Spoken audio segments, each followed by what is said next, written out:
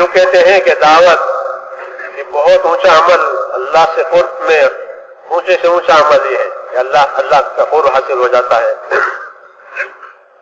باقی دعوت، یہ دعوت خوبیوں والی ہونی چاہیے۔ آدمی اپنی چیزیں بناتا ہے خوبی کے ساتھ، کپڑے بنائے گا تو خوبی کے ساتھ، مکان بنائے گا تو خوبی کے ساتھ، کھانا بنائے گا تو خوبی کے ساتھ، ہر چیز میں خوبی پیدا کرتا ہے۔ یوں کہیں کہ اپنی دعوت میں خوبی پیدا کرو، ہاں، کہ اس خوبی کی وجہ سے اللہ کو بھی پسند آئے گی بات اور لوگوں کو بھی پسند آئے گی۔ کہ دعوت کی کیا خوبی ہے؟ کہ دعوت کی خوبی سب سے پہلے یہ ہے کہ اپنی نیت کو اچھی بناؤ، اپنی نیت کو اچھی بناؤ، حسن نیت کہ پہلی خوبی کہ اللہ کے کام کے لیے کھڑے ہو جانا کہ بڑی بات ہے، اللہ کی دعوت کے لیے کھڑے ہو جانا کہ بڑی بات ہے۔ کہ کس نیت سے؟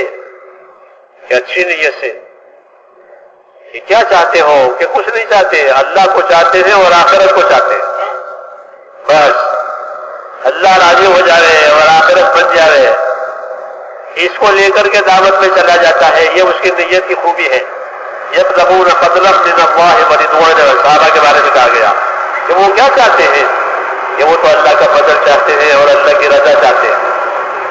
صحابہ جب دنیا کے ملکوں میں گئے تو دنیا والوں سے کہا انہوں نے کہ انما هممنا الآخرہ ولیست هممنا الدنیا، کہ دیکھو ہم تمہارے ہاں آئے ہیں، ہمارے عزائم آخرت بنانے کے ہیں، بس ہم تمہارے ملک میں تمہارے ماحول میں چلیں گے پھریں گے کام کریں گے، کیا مقصد ہے؟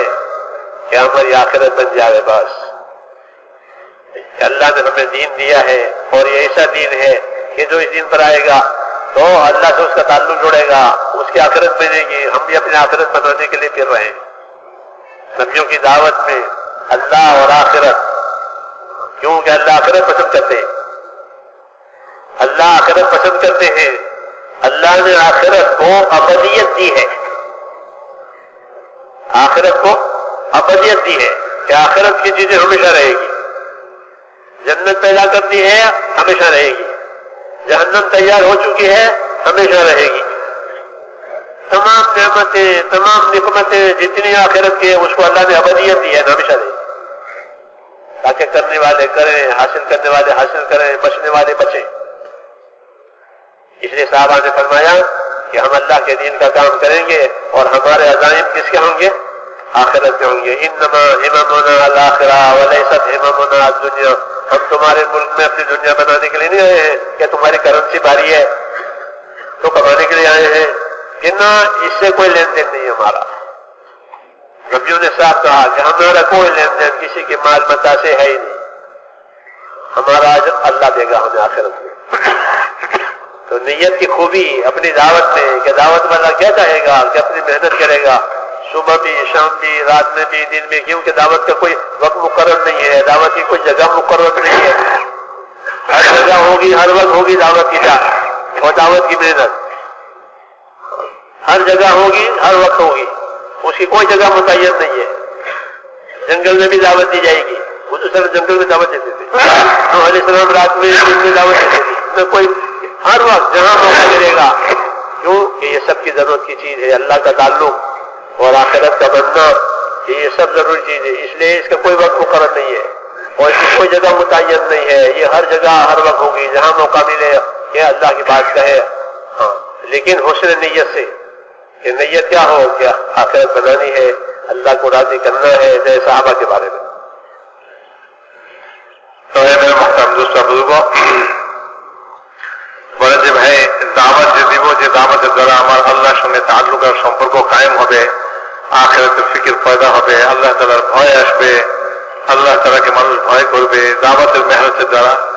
তো বলে যে দাওয়াতকে সুন্দর থেকে সুন্দর ভাবে বানাত করতে হবে, দাওয়াতের মেহনতের এক সৌন্দর্য আছে, তো এই সুন্দর বানাইতে হবে, আমার এই দাওয়াতকে সুন্দর বানাইতে হবে। যেমন আমরা দুনিয়াতে আমাদের খাওয়া দাওয়াকে সুন্দর বানাই, আমাদের কাপড় চোপড়কে সুন্দর থেকে সুন্দর বানাই, ঘর বাড়িকে সুন্দর থেকে সুন্দর বানাই, সব জিনিসকে আমরা সুন্দর থেকে সুন্দর ভাবে তৈরি করি। বলে এরকম ভাবে দাওয়াতকেও এরকম ভাবে সুন্দর ভাবে করতে হবে, দাওয়াতের মধ্যে সৌন্দর্য আনতে হবে। তো দাওয়াতের সৌন্দর্য কিসে আসবে? দাওয়াতের সৌন্দর্য আসবে হলো মানুষের যখন এই দাওয়াতের মধ্যে তার নিয়ত সুন্দর হবে। নিয়ত সুন্দরের দ্বারা দাওয়াত সুন্দর। আসল জিনিস হলো নিয়তকে সুন্দর করা।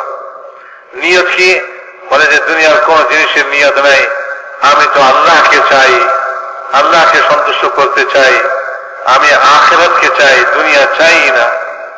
তো আখিরাত আমার বনুক, এটাকে আমি চাই, আল্লাহ আমার সন্তুষ্ট হয়ে যাক, আমি আল্লাহকে রাজি করতে চাই, আল্লাহকে চাই।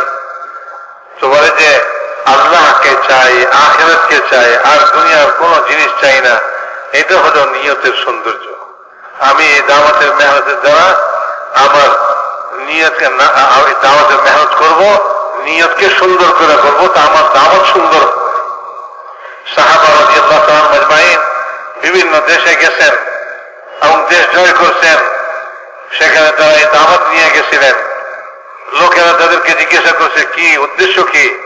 বলে আমাদের উদ্দেশ্য হলো আখিরাত, দুনিয়া একেবারেই উদ্দেশ্য নয়।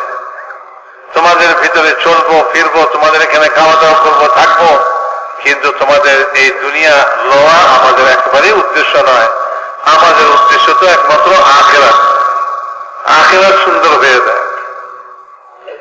তো দাওয়াতের মধ্যে নিয়তকে সুন্দর করা, সুন্দর থেকে সুন্দর নিয়ত, নিয়তের সৌন্দর্যতার দ্বারা আমার দাওয়াত সুন্দর হবে। সাহাবাদের নিয়ত সুন্দর। কি নিয়তের সৌন্দর্য হলেই যে দুনিয়ার কোন জিনিস উদ্দেশ্য নয়, দুনিয়া একেবারেই উদ্দেশ্য নয়, আখিরাত উদ্দেশ্য, আল্লাহ উদ্দেশ্য। আখিরাত এরকম আল্লাহ তাআলা বানাইছেন যে আখিরাতের জন্য স্থায়িত্ব দিয়েছেন আল্লাহ তাআলা। আখিরাতকে পছন্দ করেন। আখিরাতের সব জিনিস চিরস্থায়ী, আখিরাত চিরস্থায়ী, তার কোনো শেষ নাই। দুনিয়া শেষ হয়ে যাবে, আখিরাতের কোন জিনিস শেষ হবে না। সেখানে নেয়ামত বানাইছেন, জান্নাত বানাইছেন, ওই নেয়ামত কখনোই শেষ হবে না। সেখানে আযাব, কষ্ট, পেরেশানি বানাইছেন, দোজখ বানাইছেন আল্লাহ তাআলা, এই দোজখও কোনদিন শেষ হবে না।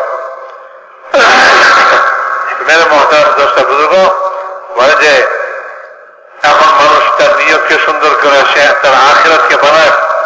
এই আখিরাতে সুন্দর থেকে সুন্দর নিয়ত করে সে আখিরাত তৈরি করুক। যদি সে আখিরাত তৈরি করে তো ওটা চিরস্থায়ী আখিরাত হবে, তার সুন্দর আখিরাত তার চিরস্থায়ী হবে। আর যদি সে আখিরাতকে তৈরি না করে, নিয়তকে নষ্ট করে, তো আখিরাতের ফিকির না করে, তো তার আখিরাত নষ্ট হবে, চিরস্থায়ী নষ্ট হবে, চিরদিনের জন্য নষ্ট হবে। এই জন্য এই দাওয়াতের মেহনতের মধ্যে সৌন্দর্য আসবে আমার নিয়তের সৌন্দর্যের দ্বারা। যখন আমি আমার নিয়তকে সুন্দর করব, যে এই নিয়তের সৌন্দর্য কিসের দ্বারা হবে? বলে আমি দুনিয়ার কোন জিনিসের উদ্দেশ্য করি নাই। এই দাওয়াতের মেহনতের মধ্যে আমি এই দাওয়াত দেওয়ার মধ্যে আখিরাতকে উদ্দেশ্য বানাইছি, আল্লাহকে উদ্দেশ্য বানাইছি। দাওয়াতের জন্য কোন সময় নাই, কোন স্থান নির্ধারিত নাই। সব জায়গায় সব সময় দাওয়াত দিতে পারে। হুজুর আকরাম সাল্লাল্লাহু আলাইহি ওয়াসাল্লাম সব জায়গায় দাওয়াত দিতেছেন, সব সময় দাওয়াত দিতেছেন, রাতে দিতেছেন, দিনে দিতেছেন, লোকালয়ে দিতেছেন, আবার যে মাঠে ময়দানে দাওয়াত দিতেছেন। তো দাওয়াতের জন্য কোন সময় নির্দিষ্ট নাই, কোন স্থান নির্দিষ্ট নাই, সর্বসময় দাওয়াত দিবে। তো এই দাওয়াতকে যদি সে নিয়তকে সুন্দর বানাইয়া দেয়, তো তার আখিরাত কিরকম বন্ধে থাকবে। সাহাবা রাদিয়াল্লাহু তাআলা আজমাইন এই দাওয়াতের মধ্যে নিয়ত করতেন আখিরাতেরই, বাস আমি আখিরাতই চাই, দুনিয়া কিছুই চাই না। আরে তোমার দেশে আসছি, তোমাদের দেশে কারেন্সি অনেক দাম, তোমাদের দেশের টাকার অনেক দাম, সেই টাকা কামাইবার জন্য আসি নাই। আমরা তো এখানে আমাদের উদ্দেশ্য যে আমাদের আখিরাতকে বানাবো, আল্লাহকে রাজি করব, আল্লাহর সঙ্গে তাল্লুক পয়দা করব। আল্লাহর সঙ্গে সম্পর্ক কায়েম করার জন্য আল্লাহকে উদ্দেশ্য বানায়, আখিরাতকে উদ্দেশ্য বানায় যখন দাওয়াতের মেহনত করবে, তো এই দাওয়াত সুন্দর থেকে সুন্দর হয়ে